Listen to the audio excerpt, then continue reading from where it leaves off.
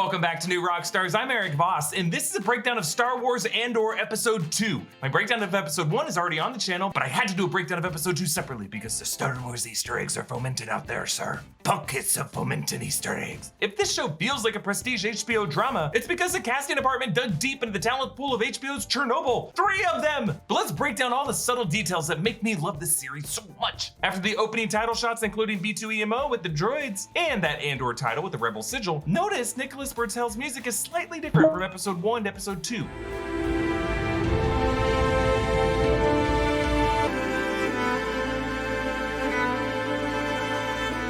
Yeah, Bertel adds a bit more of a gallop to these strings, as Cassian in this episode has to pick up his pace to stay on the move from the forces now hunting him down. Even in the final shot of the episode, our man has to break into a jog, but we open on Kenari in another flashback, as young Kassa's Alpha tribe hikes to the crash site. A reptilian creature or a large insect crawls down a tree. Now at first we assume this thing's head was at the top until it moves, and we realize we had it backwards. Such is the case with Cassian Andor on this show. He is not truly defined until the guy has to move out of his stasis. As before, we do not get subtitles for these Kenari kids, nor do we need them. Notice they all wear scavenged, ill-fitting clothes of yellow, orange, and brown colors. One girl's clothes actually look like the orange Rebel pilot flight suit, whereas the taller, older kids can all step over that fallen tree to hop over it. Young Cassian's too short and has to sit on it and drag his butt over it, which is why he's having trouble keeping up. But they pass this vast pit that has been abandoned, and based on the dozens and dozens of terraces, it has been dug dozens of layers deep. We cannot even see the full rock bottom of this pit. You can see all these cave-ins on various sizes that have taken out the machinery and the infrastructure. So this project might have been attacked or bombed or sabotaged in some way, and then shortly after left behind, not even cleaned up. My theory is that Cassian and all these other alphas might have been the children of these excavators who died in the cave-ins. And the reason that their clothes are all matched and do not fit well is because those are the clothes of their parents and other workers who were working on this site who died. All this could explain why Cassian looks out of this pit with this look of wistfulness. Now back on Barrick,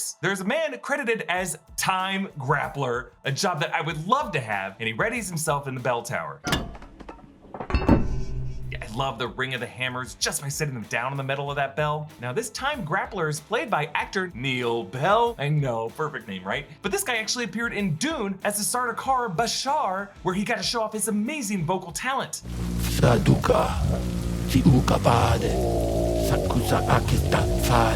Now, I want to quash a rumor right now that's going around about me. I am not, I repeat, not a duck.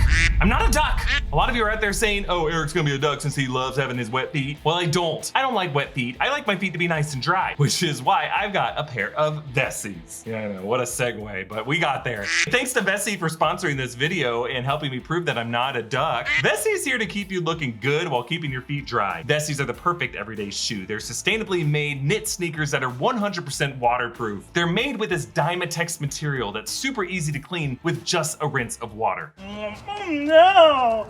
I spilled water all over my feetsy weetsies, but my oinky oinkies are bone dry like the Dune Sea. Thanks, Vessi. If the weather is wet or if it's muddy, Vessies can help, unless you're a duck, which I'm not, because then you'd already have your duck feet. But for the rest of us, there's Vessi. Vessies are my go-to shoes. Check them out in the link below for your pair of your own Vessi shoes. Now notice how this bell is a piece of metal folded on itself so that no part touches another part. And based on the swirls of black in that gray metal, this might be Beskar. Now we know from the Mandalorian in the Book of Boba Fett that there was an Imperial purge on Mandalore taking all that planet's Beskar, but since Andor is set in 5 BBY, that would be years after this. I just love how dedicated this Time Grappler is to his job. There's no audience watching him. His movements are a kind of routine discipline, rage exertion, calculated to produce the most harmonic sound as possible from this metal, because this is a crucial function for the entire working town. Not only do they similarly bang metal to signal each other next episode, here everyone sets their clocks to this. The shipyard, the scrap workers, the shopkeeps. And so we see why Cassian needed such a firm alibi. This town does not stay awake at night. There's kind of a self-enforced curfew. Now, as Pegla turns off the shipyard lights, a few gaunt birds peck at the machinery, which I'm pretty sure are practical puppets. Unfortunately, these guys do not appear in the next wide shot though, which is a shame. These Disney Haunted Mansion birds need to be everywhere. These birds actually look like the steel pecker puppets that we saw in Jakku in The Force Awakens, but with their beaks painted black. Now the ships in this yard are all familiar models. The one closest to Pegla is the cockpit of a Y-Wing, painted yellow, but its back engines might not be fully intact yet. It might be because the rebels would only now starting to be using these fighters from the Incom Corporation. Across the way on the right, painted blue and white, looks like the same model as the Bestoon Legacy, that's Ochi's starship from the Rise of Skywalker. And then in the back on the right, that looks like the VCX 100 Light Freighter, the same kind of model as the Ghost, Hera Syndulla's ship in Rebels. Now Bix and Tim see the message that Cyril Karn ordered to be flooded onto Ferrix's comms.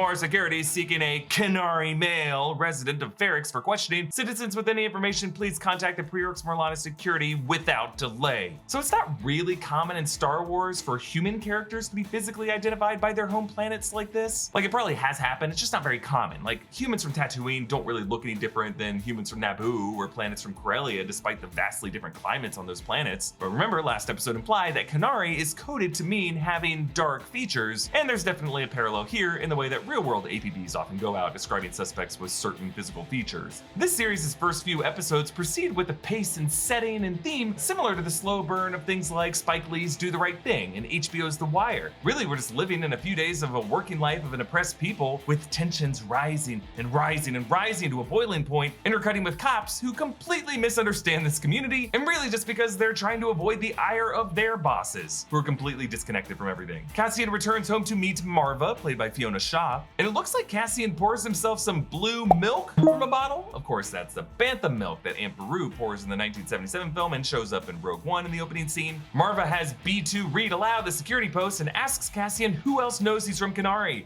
We have always said Fest. Every doc I've ever submitted has always said you were born on Fest. Have you ever said anything other than Fest? Fest is an outer rim planet first mentioned in Rogue One visual guide, a planet that gets savaged by the Empire, creating a kind of refugee crisis. Cassian snaps at Marva for telling close friends Jezzy and Samo that he came from Kenari, but Marva lists off all of his women. Femi, Carla, Stop! There's something they don't even know. Bubba Vix. Oh, and let's not forget Monica, Erica, Rita, Tina, Sandra, Mary, and Jessica. Now we learned that Marva's name is Marva Andor, so the name Andor came from her. In this home hang some yellow and red work gloves. These might be the ones missing from the wall last episode. Assuming they belong to Marva, this tells us that Marva had continued to work for a long time and only stopped recently when she got sick. That's explaining why she needed medicine delivered. B2 reveals Bix tried to contact him, but Cassian's comms failed, setting up Cassian insisting that B2 use comms at the end of this episode, which we find out in episode 3 is quite an overcorrection. Cassian meets Bix later in a bar and thanks her for summoning her contact, and we see how he has wrapped his hand and rubs his knuckles in this moment, trying to hide the bloody knuckles he got when he fought those cops that he killed. But Tim oversees this and drunk snitches on Cassian. The screen at first reads insert credits and then call link in Orbesh. I love how that alien one phone over grumbles and turns away annoyed to have some privacy. Back on Morlana 1, the incoming screen reads wanted for questioning at the top, and then at the bottom it lists charges. And this Morlana 1 officer reads off Cassian's past charges. Insurrection, destruction of Imperial property,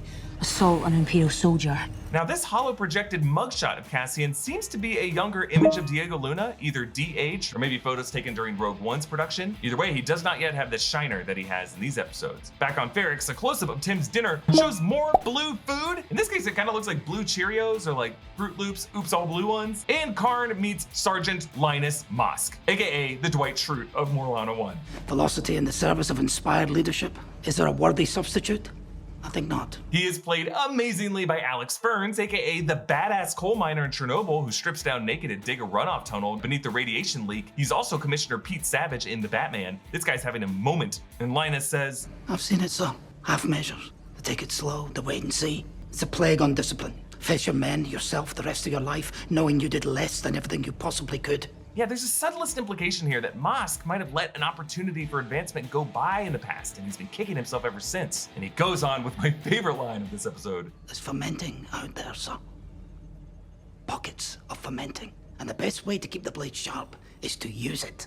Pockets of fomenting. And remember, we know Karn loved to tailor his pockets, so Mosk must know that the way to Karn's heart is through them. Actually, podcaster Holly Frey on Twitter made an awesome thread about how Cyril Karn's costume might have actually been tailored uniquely by the show's costume department compared to the other pre-Morva uniforms like Mosk's, to show how he actually stitched part of the seam on his shoulder. Cassian retrieves from a hidden compartment on the ship his NS9 Starpath unit, where indeed that Imperial seal is still intact. And back in the Kenari flashback, the lead lead girl silently slides down the dirt into the debris trench where yellow gas continues to waft up from the wreckage. Then we see Luthen Rael making his approach toward Barracks, piloting a Fondor Hallcraft with a Fondor droid mod AI voice assisting him. Fondor is a planet known for its industrial shipyards and purple inhabitants mentioned in comics like Han Solo at Star's End and Darth Vader Strikes. Then as a time grappler wakes up the town, Bix wakes up to the super comforting sight of her previous night's hookup sitting in a chair staring at her. She asks for Calf, which is the in-universe Star Wars term for coffee, so Cassian gives B2 these comms, and B reminds him that only Cassian knows where Marva's cache of credits are, so if he were to die or get captured or have to leave, those credits would be lost. And as Marva looks for B, we see that there is a Bantha figurine on the shelf. Those are the big riding beasts that we see on Tatooine. I got to meet a big talking puppet version at Star Wars Celebration. I love these things. And also she finds the staff weapon that Cassian carried with him as a kid on Kenari, confirming to us that he has been in this room since he was a kid. Or like me, he's just a grown adult who likes to keep Star Wars toys lying around. Back in the flashback, the Alphas see the crew of that crashed ship, some with gas masks over their faces, all of their skin tainted yellow from the chemical detonation, but their uniforms bear the logo of the Separatist Hex icon. So this is during the Clone Wars, and these are Separatists, part of the Confederacy of Independent Systems. This is probably in the final years of the Clone Wars. Now, the Separatist that she passed before rises and immediately shoots her in the back. What a jerk. This girl's name sounds something like Monitu or Moniku based on what the other kids are calling her. The others take down the Separatists with blow darts and crying carry off her body, but Cassian stays behind because he wants a taste of the goods. Meanwhile, adult Cassian approaches Zanwan's shop. The Orvesh on the outside of the building translates to Zanwan's, and Cassian fears what the guy researched about the planet Kenari. Kenari,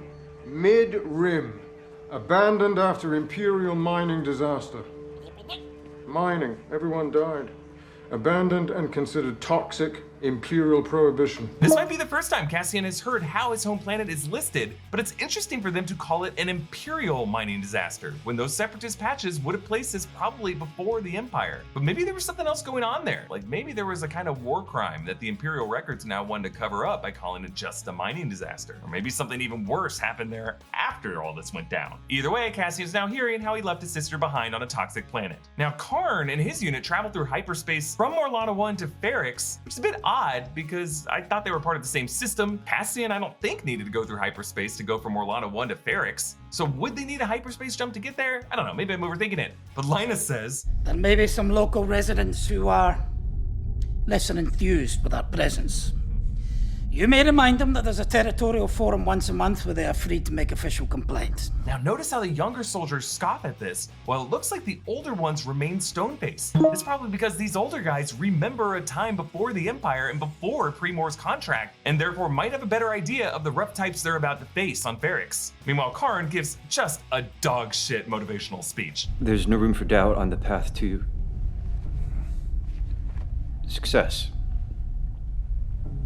And, justice.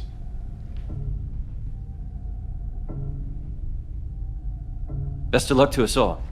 And just how bad his speech is and their lack of enthusiasm just shows how these are not trained soldiers looking for a fight. They are private security dragged into this mission that they don't really care about. Now we get this nice quiet moment on the shuttle into town when Luthen gets pulled into small talk about how they are circling the landing zone. Kind of like when you're on a flight and the guy next to you is like, oh, we're just circling LAX. This flight was so expensive. What are we paying for? This guy's name is Willie and he's played by Ron Cook. Both he and Stellan Skarsgård appeared in the show Chernobyl. Skarsgård, of course, as Sherbina, and Cook as a maternity doctor. If you have not seen Chernobyl yet, it is probably the best thing that's come out on HBO in the past few years. Now, it's always interesting to hear the older characters of this era talk because they've seen so much change over their lifetimes, including Willie here. I'm old enough. I first came here to drive in across the wasteland. They had a ground carry, drive right through. That was no bargain either. You make the round trip and taste it a week later. Just nasty.